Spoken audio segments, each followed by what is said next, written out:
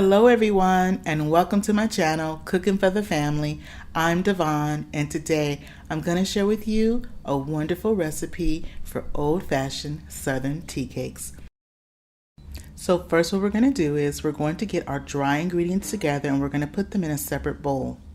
We're going to be using 4 cups of all-purpose flour, and you want to make sure that you're evening off your flour if you're not that familiar with scooping up flour. Also, when I'm dishing up my flour, I also like to lighten it up a little bit, and how you lighten up your flour is that when you go into your flour bowl, you just kind of move your flour around and you want to just like jiggle it a little bit. That actually helps to kind of lighten up your flour because you do not want to have your flour be very packed down in your measuring cup. And if you'd like to, you can also sift your flour as well. And we're going to be using 4 cups of all-purpose unbleached flour. Now in the description box below, I will have a list of all the ingredients you need to make these delicious old-fashioned Southern tea cakes. But what I'm going to do today is I'm going to share with you how those ingredients come together to make this delicious Southern treat. Next to our 4 cups of flour, we're going to add some ground nutmeg. We're also going to be adding some salt and some baking soda.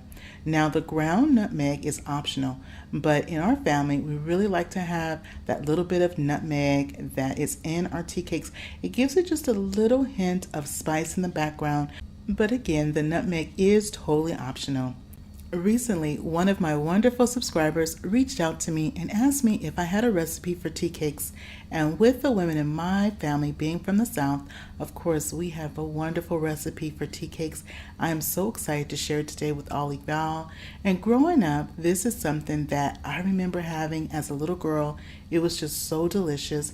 And this is a memory that I can think back on after church, being with my aunties, being at my grandmother's home. There was always a nice spread of food on a Sunday afternoon after church.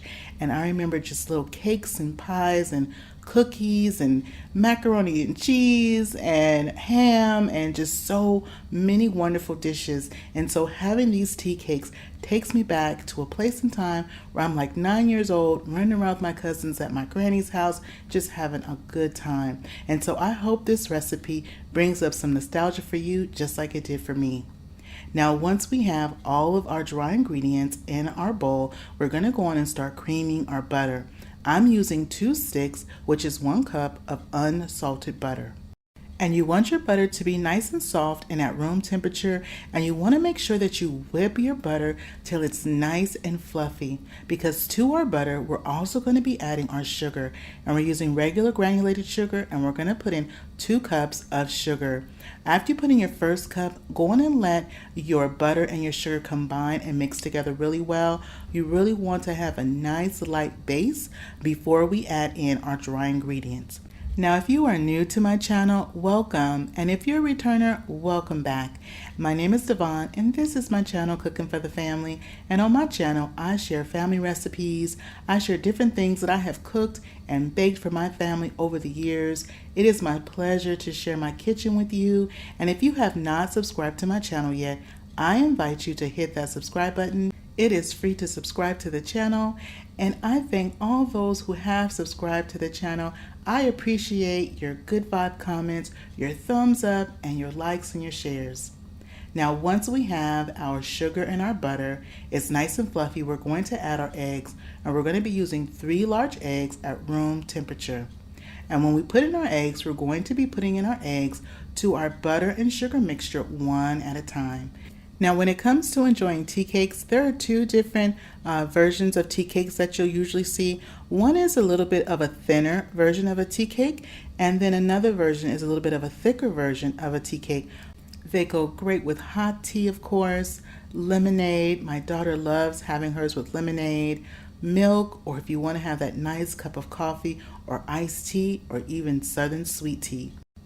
Now be sure before you add your last egg to your mixing bowl that you take a spatula or either a spoon and you get down into your bowl and make sure that you're really incorporating the butter and the sugar together with those eggs. You want to be mindful that you don't want to have any ingredients that can sometimes just gather in the bottom of your bowl. So be sure to scrape down the sides as well as the bottom before you go on and add your last remaining egg that we have at room temperature, okay? Next to our tea cakes, we're going to be adding some flavor, and we're going to be using vanilla extract. And you're going to use 2 teaspoons of vanilla extract. Now, after we put in our vanilla extract, we're going to go on and start adding in our flour mixture. But before you add your flour mixture in, you want to make sure that your vanilla has blended well with the butter, the egg, and the sugar. And this is what your base should look like. It should look nice and creamy just like that with all that butter and stuff that's in there. Next, go on and add in just about 1.5 of our cupfuls of our flour mixture first. And our flour mixture, remember, was the 4 cups of all-purpose flour, 1/4 teaspoon of ground nutmeg, 1 teaspoon of baking soda, and 1 teaspoon of salt. Now, if you're going to be using salted butter, I'm using unsalted butter, but for whatever reason, if you don't have unsalted butter on hand and you only have salted butter, you want to reduce your salt in the recipe to 1/2 teaspoon. But in the description box below, I will have that notation as a reminder.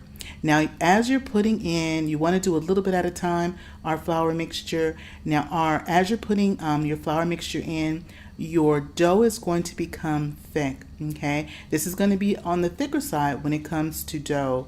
And so your dough is going to be nice and thick. Now, on the bottom of your bowl, if you have a little bit of that flour mixture that has tend to gather on the bottom, go on, and what you want to do is you're going to be pressing the dry ingredients of the flour mixture into your dough. You can also turn your dough out onto a cutting board and press the flour mixture, any dry flour mixture, into the rest of the dough to incorporate it. And you want to go on and cover your dough and refrigerate it for a few hours before we go on and scoop it out. I'm using my 1 tablespoon measure cookie dough scooper, and I'm just going to make a nice round, very generous ball. And we're going to place our tea cakes about 1.5 to 2 inches apart on our cookie sheet. Also, while I'm doing this, I have my oven is preheating, and it's preheating on 375 degrees, and our tea cakes are going to cook anywhere from about 12 to 15 minutes. When you get to 10 minutes, you want to check your tea cakes and see how they're doing. They are going to get nice golden brown around the bottom edge. They're also going to, as they bake, they're going to reduce down. So they're not going to be as high. They're going to reduce down some. Now, I like to have a little bit of height to my tea cakes. Oh, and this right here is my cinnamon sugar mixture. This is also something that's optional, but I started adding a little bit of cinnamon and sugar to the tops of some of our tea cakes. Now, I'm going to do this batch without adding the cinnamon sugar mixture, but the next batch, I'm going to go on and sprinkle a little bit of that cinnamon and sugar on top. Also, in the description box below, I'll have the recipe of my cinnamon sugar mixture that I like to use. So this batch is ready to go in. I'm going to go on and start on the next batch. And again, like I was saying, with your tea cakes, once you're putting them on your cookie sheet, you can also press them down slightly. When you make your balls, when you make your dough balls, you can press them down a little bit if you'd like, and then that way they can spread a little bit more if you choose to. Now, this dough is going to make about 4 dozen tea cakes, and this is great if you're going to be gathering for Mother's Day or for a special occasion. These make great gifts where you can just put them in a bag and just wrap them with a nice cute little ribbon, a nice festive ribbon for any time for springtime or for Mother's Day. And then also what I did was I just went on and sprinkled a little bit of cinnamon and sugar on top of these. They're going to go in the oven with the other ones, and they're going to bake for about that 12 to 15 minutes. And what I was mentioning before about the dough is that if you don't need to make a full 4 dozen, you can easily freeze the dough. And then this is our tea cakes. Our tea cakes are out of the oven, y'all. It smells so good in the kitchen. You can smell that butter and the sugar and the vanilla, that little hint of spice. Oh my gosh. Oh, look at these tea cakes, y'all. But yes, you can go on and freeze your dough. And all you would do is just half your dough, use as much as you like. Go on and saran wrap. I like to saran wrap my dough really good. And then I take the saran wrap dough and I put it in a freezer bag. And it'll keep for 2 months in the freezer, your dough will. Now these are the tea cakes that we put that little bit of the cinnamon sugar on top. And we're going to go on and give our tea cakes a try and see how we did today. So these are our beautiful tea cakes, y'all. Nice bottom. Oh my goodness, nice light brown, just like that. That first bite right there, y'all. I'm going to go on and let you have your bite of the tea cake. I'm going to see how we did. Wow. Y'all, these are so good. Oh, the vanilla, the butter that's in there. These came out so nice, y'all. But let's go on and give the one with a little bit of cinnamon and sugar on top. You know we had to try those too. Got the little bit of cinnamon and sugar on top. They have just baked up so nicely. Will you look at that? These will make just great gifts for Mother's Day or just for that someone special.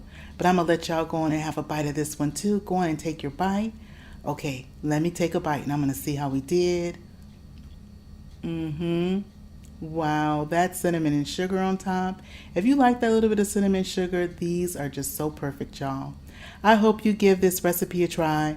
If you haven't subscribed to my channel yet, go on and hit that subscribe button. If you like this video and appreciate the content, don't forget to show it some love. Give it a thumbs up and click share and share this video with a friend or a family and hit that notification bell so you never miss a time when I upload from my kitchen all the wonderful things that I am cooking and baking. Well, that is it for me today, y'all. And remember, it's always good when Dyvonne is cooking for the family. I'll see you on the next one. Bye-bye, everybody.